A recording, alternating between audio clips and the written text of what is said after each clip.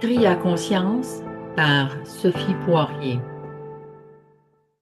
Les vertes, les bleues étaient ensemble et les ceintures noires, souvent, ils étaient dans un petit coin à part aussi.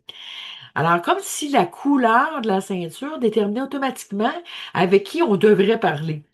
Pourtant, lorsque je regarde les gens autour de moi, moi, je voyais pas vraiment ça, hein. Je voyais pas des catégories, je voyais des personnes qui étaient à différents niveaux finalement du parcours. Donc, ma réponse, c'est que lorsque les gens me posaient cette question-là, je leur répondais toujours la même chose. Je leur disais, la seule chose qui nous différencie, en fait, c'est le nombre d'années d'entraînement. Alors, la ceinture noire, c'est pas une preuve que je suis meilleure que toi. Ça l'indique simplement que j'ai commencé avant toi. Et c'était vrai.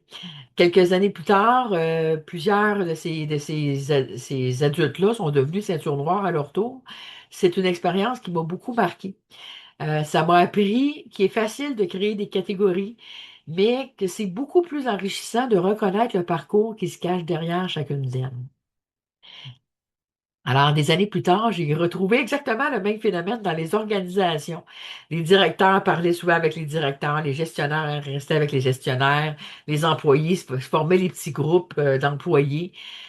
Parfois, sans même s'en rendre compte, ça se faisait tout à fait naturellement. Alors, comme si les titres définissaient les